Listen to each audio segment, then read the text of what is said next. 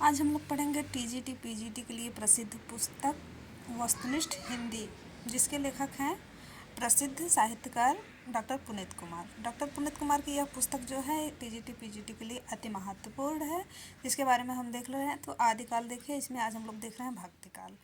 भक्तिकाल में कहें आचार्य शुक्ल ने भक्तिकाल का समय निर्धारित किया है संवत 1375 से 1700 तक। 1375 से 1700 तक, और ईस्वी में इसे माना है 1318 से सन में माना है 1318 से 1643 ईस्वी तक।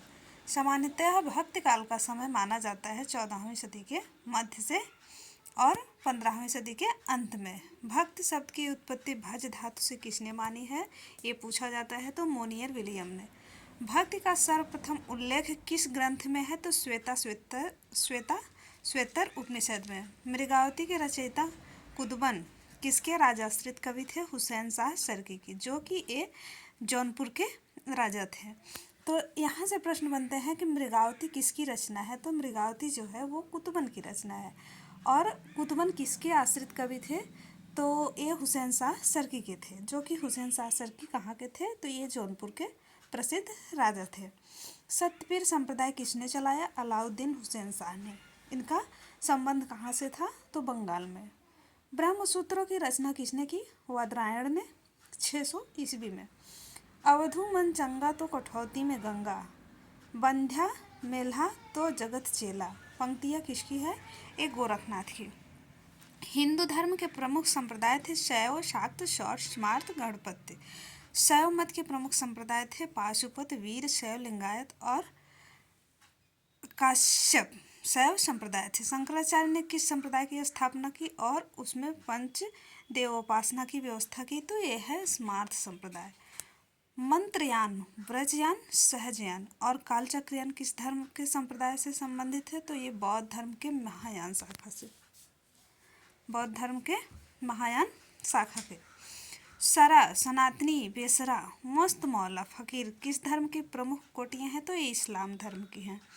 बेसरा साधक कहलाते हैं मलामती, मदारी, मलंग, कलंदरी, रसूल शाही, लाल, शाहबाजिया, मूसा, सुहागिया आदि संप्रदाय के उप संप्रदाय हैं इस्लाम के बेसरा संप्रदाय के। भारतीय सूफी मुख्यतः किस संप्रदाय के हैं, बेसरा संप्रदाय के हैं।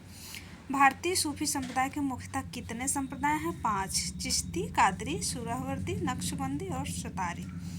साबरी और निजामी किस संप्रदाय के 2 उप संप्रदाय हैं, चिश्ती की। वहाबिया और रजाकिया किस संप्रदाय की 2 शाखाएं हैं, कादरी संप्रदाय की। जलाली, मखदूमी, मीरना शाही, दौलता शाही, इस्लाम शाही आदि किस संप्रदाय की शाखाएं हैं, सुहरावर्दी की।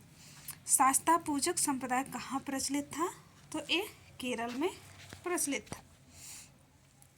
धर्म ठाकुर, सहजिया, बाउल, सतपीर, कर्ताभाजा संप्रदाय कहाँ प्रचलित थे, तो ये बंगाल में थे। पंचसखा संप्रदाय कहाँ प्रचलित था, उड़ीसा में, पूर्वी राज्य में। वारकरी और महानुभाव संप्रदाय कहाँ प्रचलित था, तो महाराष्ट्र में। पिछले टीजीटी की परीक्षा में पूछा गया था वारकरी से संबंधित कि वारकरी कहाँ से संबंधित था, तो ये महाराष्ट्र से। निर्गुण भक्ति का आदि स्रोत माना जाता है श्वेतर उपनिषद। सगुण भक्ति का आधार ग्रंथ माना जाता है श्रीमद् भागवत।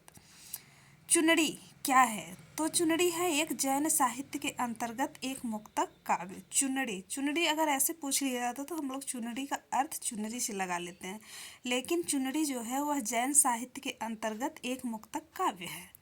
भक्ति आंदोलन को ईसाईयत की देन किसने माना है, तो ग्रियर्सन ने। हिंदी में भक्ति साहित्य की परंपरा किससे शुरू होती है, तो नामदेव से। जन्म इनका 1267 ईस्वी की रचनाओं से 67 से होता है। भक्ति आंदोलन को इस्लामी आक्रमण से पराजित हिंदू जनता की असहाय एवं निराश मनस्थिति से किसने जोड़ा है, आचार्य शुक्ल ने। भक्ति को धर्म का रसात्मक रूप किसने कहा, आचार्य शुक्ल ने। भक्ति का जोश होता दक्षिण की ओर से धीरे धीरे उत्तर भारत की ओर पहले से ही आ रहा था। राजनीतिक परिवर्तन के कारण शून्य पड़ते हुए जनता के हृदय क्षेत्र में फैलने के लिए पूरा स्थान मिला। यह किसका कथन है, तो आचार्य शुक्ल का। झिलमिल झगड़ा झूलते बाकी रही नकाहो, गोरख अटके कालपुर कौन कहावे साहु। ये पंक्तियाँ किसकी है? तो गोरखनाथ की। कभी कभी हम इसमें गोरख जो पा करके इसमें हम लोग ये भूल के लगा देते हैं कि कहीं इसकी रचना, इस पंक्तियों के लेखक गोरखनाथ तो नहीं है, लेकिन इसकी रचना, इस पंक्ति के रचनाकार जो हैं वो कबीर हैं। झिलमिल झगड़ा झूलते बाकी रही न काहू, गोरख अटके कालपुर कौन कहावे साहु। बहुत दिवस ते हिंडिया शून्य समाधि लगाए, करहा पड़िया गांव में दूर परा पछताई। ये भी पंक्तियाँ किसकी है? कबीर की। ईश्वर के धर्म स्वरूप को लेकर, उस स्वरूप को लेकर उसकी रमणीय अभिव्यक्ति लोक की रक्षा और रंजन में होती है। प्राचीन वैष्णव भक्ति मार्ग की राम भक्ति शाखा उठी, कृष्ण भक्ति शाखा केवल प्रेम स्वरूप ही लेकर नई उमंग में फैली। यह कथन किसका है? तो आचार्य शुक्ल जी का कथन है। भक्त की निष्पत्ति श्रद्धा और प्रेम के योग से होती है। ये कथन किसका है? आचार्य शुक्ल का। ये सब आचार्य शुक्ल के हिंदी साहित्य के इतिहास में आचार्य शुक्ल के जितने भी कथन हैं सब सरलता से मिल जाते हैं। मराठी भाषा में अभंगों की रचना किसने की थी? ये पूछा जाता है, प्रसिद्ध प्रश्न है कि अभंगों की रचना किसने की? तो नामदेव। अभंगों किस भाषा से संबंधित है? तो वो मराठी भाषा से संबंधित है। नामदेव के गुरु थे विशोभा खेचर। संत नामदेव की कुछ महत्वपूर्ण पंक्तियाँ। मन मेरी सुई तन तेरा धागा, खेचर जी के चरण पर नामा सीपी लागा। सुफल जन्म मोको गुरु कीना, दुख विसार सुख अंतर कीना, ज्ञान दान मोको गुरु दीना, राम नाम में जीवन हीना। किसहु पूजू दुआ नजर न आई, एके पाथर कीजे भाव, दूजे पाथर धुरिय पाए। जो ओ देव तो हम भी देव, काहे नाम देव हम हर की सेव। भगत हेत मार्यो हरिना, कुश नृसिंह रूप हवे दे धरयो, नामा कहे भगत बस केसो, अजहो बल के द्वार खरो।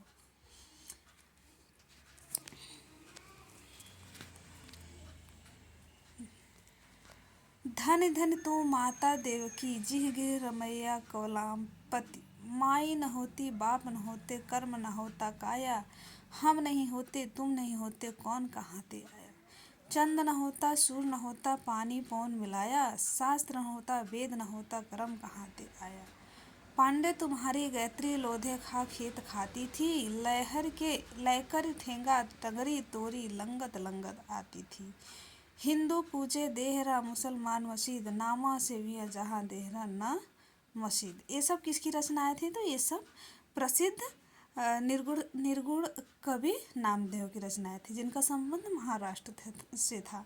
महाराष्ट्रीय संत नामदेव जाति के दर्जी थे। नामदेव की हिंदी रचनाओं की भाषा थी सगुण, भक्त के पदों की भाषा ब्रज थी, निर्गुण पदों की नाथपंथियों द्वारा गृहीत खड़ी बोली या साधुकड़ी भाषा थी। भक्ति आंदोलन को दक्षिण से आया हुआ किसने माना? आचार्य शुक्ल ने। अपने पौरुष से हताश जाति के लिए भगवान की शक्ति और करुणा की ध्यान ले जाने की अतिरिक्त दूसरा मार्ग ही नहीं था। यह कथन किसका? आचार्य शुक्ल। मैं इष्टि रास्ते सोचने का प्रस्ताव करता हूँ, मतों आचार्यों संप्रदाय और दार्शनिक चिंताओं के मानदंड से लोक चिंता को ही नहीं मापना चाहता, बल्कि लोक चिंता अपेक्षा में उन्हें देखने की सिफारिश कर रहा हूँ। यह कथन किसका है? तो आचार्य हजारी प्रसाद द्विवेदी जी का। बौद्ध तत्ववाद जो निश्चय ही बौद्ध आचार्यों की चिंता की देन था, मध्य युग हिंदी साहित्य के उस अंग पर अपना निश्चित पद चिन्ह छोड़ गया जिससे हिंदी साहित्य नाम दिया गया। मैं जो कहना चाहता था वह यह है कि बौद्ध धर्म क्रमशः लोक धर्म का रूप ग्रहण कर रहा था और उसका निश्चित चिन्ह हम ही हिंदी साहित्य में पाते थे। यह कथन किसका था? हजारी प्रसाद द्विवेदी जी का।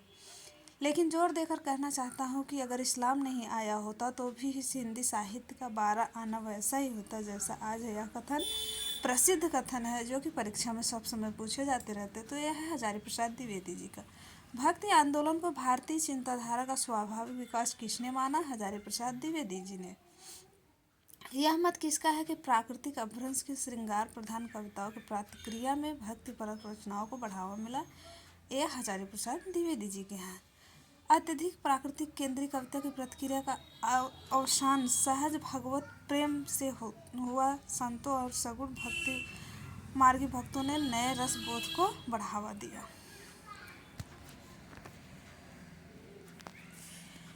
तो ये थे हिंदी के प्रसिद्ध कवि डॉक्टर पुनीत कुमार राय की प्रसिद्ध पुस्तक वस्तुनिष्ठ हिंदी के भक्त काल के कुछ अंश।